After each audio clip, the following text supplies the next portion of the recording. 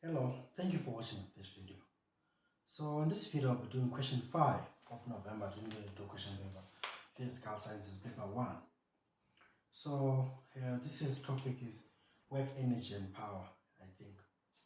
Okay, so let's get going. So I'm going to read the statement and answer the questions that follow. So here we go. A 12 kg block is initially addressed at point A, at the bottom of a rough inclined plane.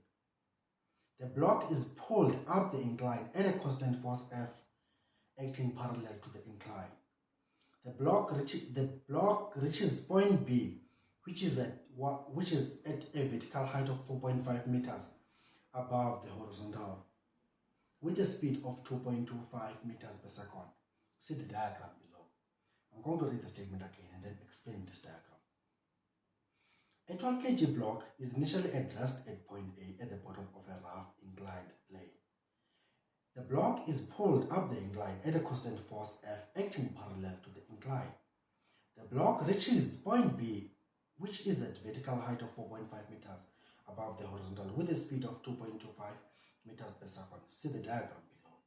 So you have this block of yours, which was initially addressed here at point A, is pulled with this force, constant force F, up the incline to reach point B at 2.25 meters per second, and point B is 4.5 meters above the horizontal. So this surface here on which this block is pulled in is a rough surface. And yeah, this is pretty much it. 5.1.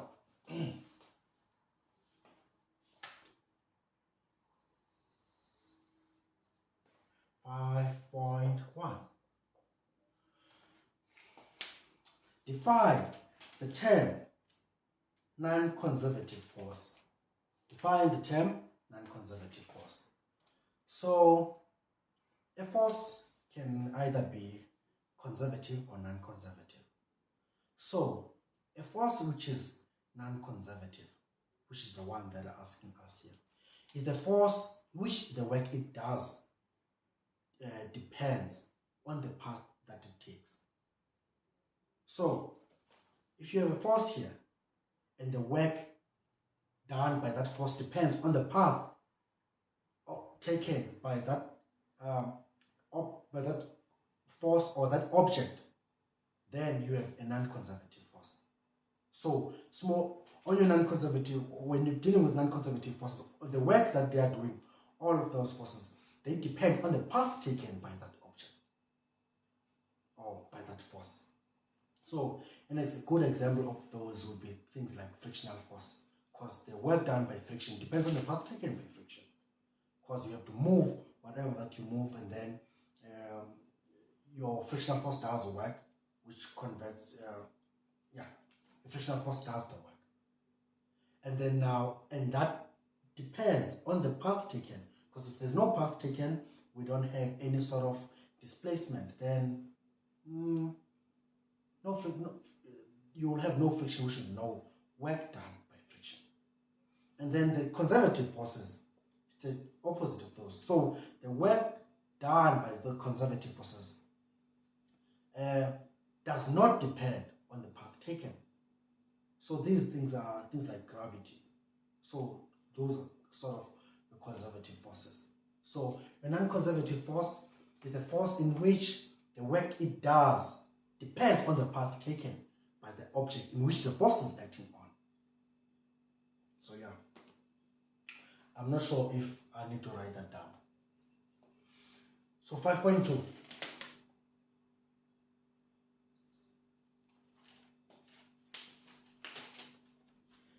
Draw a labeled free body diagram for a block when it is pulled up the incline. So they want you to draw a labeled free body diagram of this block when it is pulled up the incline. Free body diagrams are very important if you are dealing with Newton's 2 laws and these work, energy and power. If you're dealing with Newton's laws in general, free body diagrams are very important. If you can't draw free body diagrams, then you are in sort of trouble. So they want you to draw a free body diagram of this block as it goes up this incline. Let's go. So I'm going to draw two free body diagrams, similar but one would be more helpful going forward, I think. So, what do we have here? We have the weight, of course, obviously we have the weight, which is the force of gravity downwards. I always do this one, weight or force of gravity. What is the other force that we have? This force is on the normal, on the surface, right? This box on the surface. So we have the force of the surface of this box pushing this box upwards, which is a normal force, which is perpendicular to the slope. This is your normal force, which is the force of the surface on the box, right? What else do we have? We have the obvious one, the force applied, the one which is pulling this box upwards. Here is it. What else do we have? We have the frictional force, which is opposing our motion. Frictional force. So these are the forces that are acting on this object. Now, this is the flipboard diagram on this 12 kg box. I want to draw another one. So, this one, all forces will be similar. So you have the normal force, same as that. Force applied, same as that. Frictional force, same as that. But now the difference, I want to split gravity into its component because it's on the incline, right? So you have the perpendicular component, which is perpendicular to the surface, which is balancing this normal force out. And then you have one which is parallel to the surface. So you have FG perpendicular, which is perpendicular to the surface. So it's this one here, perpendicular to the surface. It's the one that balances your normal force. And then you have one that is parallel to the surface, which goes down here. So you have FG parallel and you have FG perpendicular. So you have FG parallel, perpendicular, and your FG parallel, which is this one, going down here. So I'm going to draw this component instead of this rigid solid one. So I'll say, okay, I have FG perpendicular, which is this one here, which is balancing the normal force, right? And FG parallel. So if you are dealing with incline, this flipboard diagram is more useful than that one, unless you will remember these two. But if you write down, draw the components instead of the rigid real gravity, which is the force vector of gravity, then so the rigid force vector of gravity, one might easily forget its components and not use them during calculations. But if you have them like this, it's hard to miss them. So you should know that if you want your FG parallel is called mg sine theta. Mass, gravity, and theta is the angle your slope makes with the horizontal, which is this angle here. If you want FG perpendicular, is mg cos theta, same thing. But this is how you calculate this force, this way here. This is how you calculate that force there. That's it. So I've done 5.1 and 4.2. So this is essentially the same flipboard diagram, except that here you have split it into components, the horizontal and the perpendicular component to the slope of ours. Calculate the total work done on the block by non-conservative forces when the block moved from point A to point B. So they want us to calculate the total work done by the non-conservative forces to move the block from point A to point B, right? So how do you do this? You say, okay, the work, so this is 5.3. You say, okay, we know that the work done by non-conservative forces is equal to the change in EK plus the change in EP, which is gravitational potential energy. So what do you have? you're going to say, okay,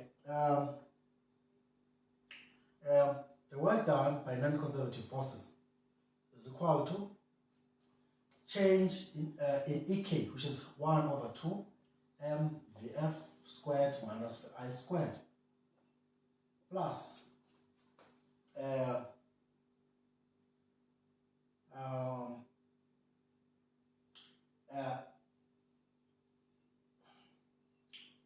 change in EP, which is, what is it? It's mg h final height minus the initial height, right?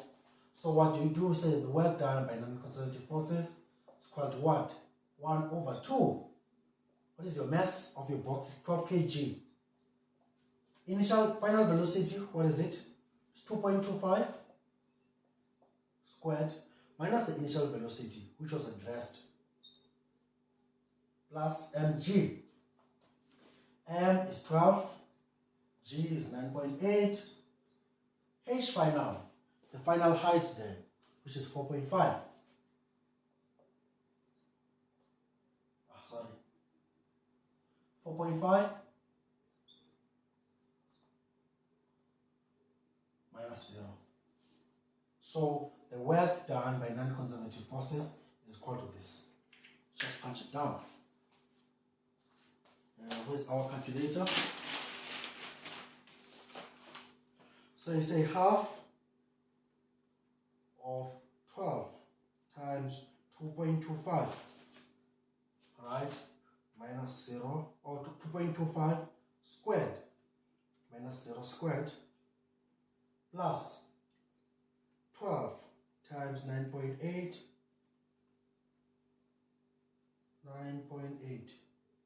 times 4.5 minus 0. So what do you have? You have 559.58 joules. This is the work done by non-conservative forces. But now, if you don't like this method, you can use the traditional one. Identify your non-conservative forces here. Your non-conservative forces is work done by non-conservative forces. You should be able to identify your non-conservative forces here. It's your force applied and frictional force. So you can just calculate the work done by force applied plus work done by frictional force. So it should come out the same. You can say, okay, we have work net is equal to the change in EK, right? So work net is the sum of the work done by the forces. What forces are doing the work here? It's these forces that are parallel to the surface.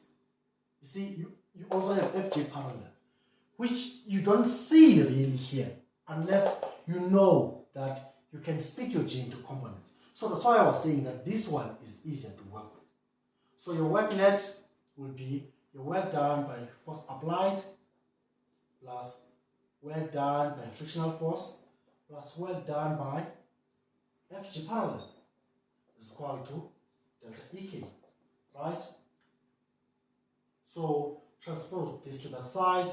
We have your work done by friction force applied plus work done by frictional force is equal to the work EK delta EP minus work done by FG parallel. So this is your work done by non-conservative force. You can just leave this as it is and solve this the traditional way. Solve this part the traditional way. So your work done by non-conservative forces. Your non-conservative forces, this one and that one, which are doing something here.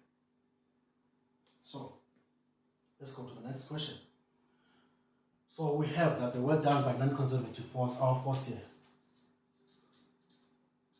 is 559.58 joules. That's the work done by our non-conservative force, which is the force applied and frictional force. So I'm going to clean the board and go to 5.2.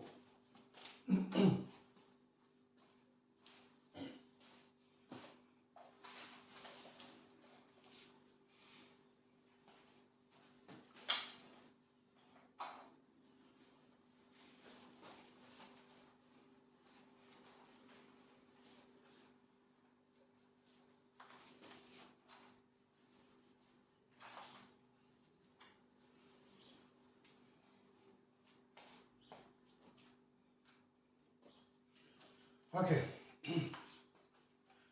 So let's continue.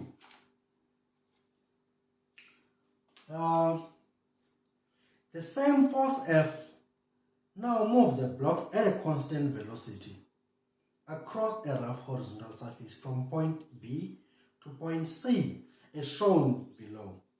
Fx parallel to the horizontal surface. So we're here now. Let me read this again. The same constant force now move the block at a constant velocity across a rough horizontal surface from point B to point C as shown below. Fx parallel to the horizontal surface. Let's continue. The magnitude of the constant frictional force acting on the block the magnitude of the constant frictional force acting on the block while moving from point A to point C is 42 newtons larger than the magnitude of the constant frictional force acting on the block when it moves from point A to point B. Right? Calculate the distance from A to B. So now, you have a constant force, the same constant force, this one, is moving with the block from point A to point B at a constant velocity. Right? Still, also this surface, the horizontal surface, is rough and the force is still parallel to this surface, to this new surface. So, they are telling us the magnitude of the constant frictional force, acting on the block while moving from point A to point B is 42 newtons larger than the magnitude of the constant frictional force while acting on the block while it was moving from point A to point B. Okay. What they're also telling us that the magnitude of the frictional force that is acting on this surface here is 42 newtons bigger than that one there. Whatever that force was, this one is that force plus 42 newtons. Okay. So there are a few things to take note of on this statement. You are told about constant velocity.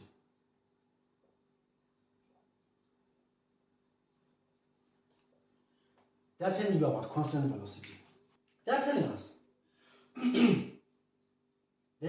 telling us that this block of ours in this region is moving at a constant velocity. What does that tell us about? What does that tell us? Velocity is the rate of change in displacement, right? So now, if the velocity is constant, then our block is not accelerating. It means that this v being constant implies that your acceleration is equal to what? 0 meters per second per second. Right? Which will also tell you, you know that if your acceleration is 0, you have that F net is equal to ma. This tells you that your net force is equal to 0 newtons. Which in turn tells you, because you know that your work net is equal to F net times delta x, right? Which is also, if you say your net force is 0, which means your net work is 0 joules. This is what this tells you. One other thing that you need to know, if you're dealing with these kind of things, it's important to understand your free body diagrams, to know your free body diagrams. We drew one for this situation here. Let's draw one for this situation here. I'm going to repeat that one. So, for the incline situation, on the incline, right? This was our incline here. So we said we have normal force, we have FG perpendicular, which I said was mg cos theta. And then, what else do we have? We said, what else other force do we have? We said we have force applied. We said we have frictional force. And we said we have FG parallel. And FG parallel is mg sine theta. This is what I said. Now, we're here now. The forces acting on this block here, similar. You have your force applied here. You have your normal force, vertical, the force of the surface. And then you have the force of gravity, right? And you have frictional force. These are the forces that are acting on your object here. This is what this football diagram is. And so, but here, these frictional forces are not equal. So we can say this is frictional force X here, right? Or let's say frictional force 1. And this is the frictional force number 2, because this is the last one. What do? We say, okay, we know that velocity is constant, acceleration is 0, F net is 0, and the work net is 0, right? So, what can we say? We say, okay, we want to calculate the distance from point A to point B. We want this distance here. We want to calculate the distance from point A to point B. That's what we want to calculate. So what do? We say, okay, the net force here, F net, is equal to, which is the sum of forces, is going to be a force applied plus what? Plus your frictional force, which is a negative frictional force 2, which is equal to 0. So we know that FA minus this frictional force number 2 is equal to 0. Because we said our net force is 0 from this. Right? What else do we have? But we were told that this frictional force here is 42 units more than that one. More than the first one. What that tells us is that we have frictional force applied minus this frictional force 1 plus 42 is equal to 0. This is what you have. Because they told you that the frictional force from B to C is 42 units more than the first one. What that means is that frictional force number 2 is equal to frictional force 1 plus 42 units, which is this. So when they're telling you, let me repeat this. So when they're telling you here that frictional force, they are saying the magnitude of the constant frictional force acting on the block while moving from point B to point C, while moving from point B to point C, is 42 units larger than the magnitude of frictional force acting on the block when it moves from point A to point B. So we said that we have frictional force number 1 here, and then this is frictional force number 2. So they are telling you that frictional force number 2 is 42 newtons more than frictional force number 1, which means that frictional force number 2 is equal to frictional force number 1 plus frictional force, plus 42 units. So it's going to be frictional force 1 plus 42 units, which is that here, which is what we have here. Then how do we go from here? We say, okay, force applied minus frictional force 1 plus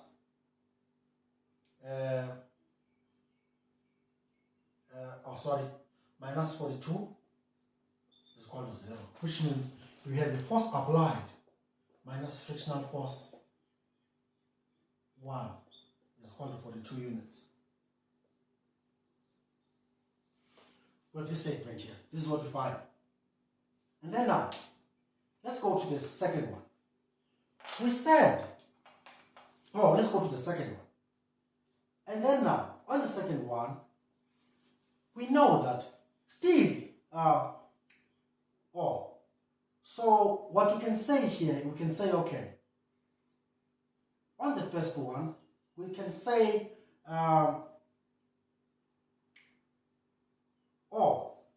on the previous question 5.3, we had that the work net, work done by non-conservative forces, right, is equal to 559.58, right?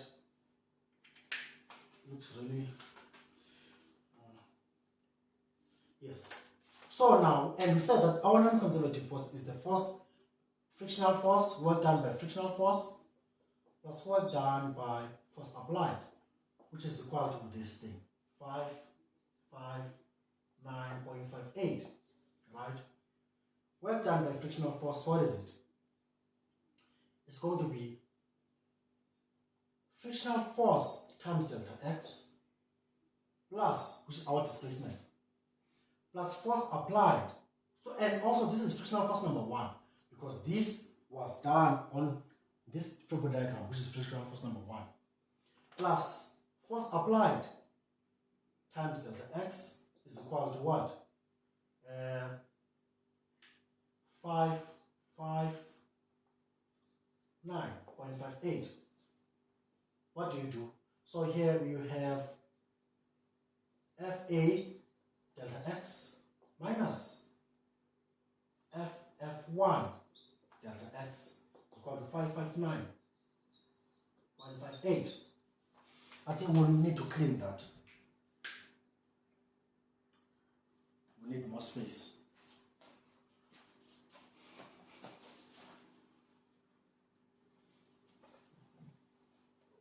Clear? We can continue. So, if you look at this, you'll see that we have a common factor, which is this displacement, which is that displacement there, which is what we're looking for, because this work was done on the incline there.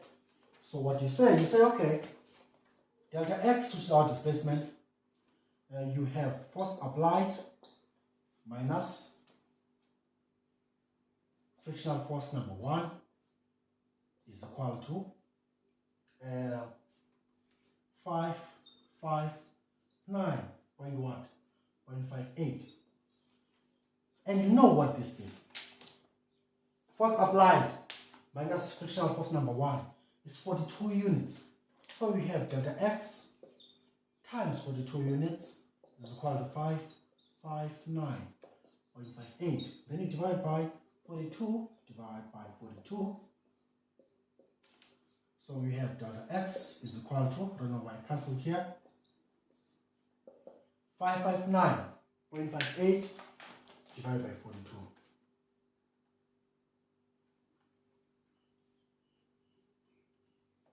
So you have your units as 13.32 meters. This is your displacement. And we're done with this question.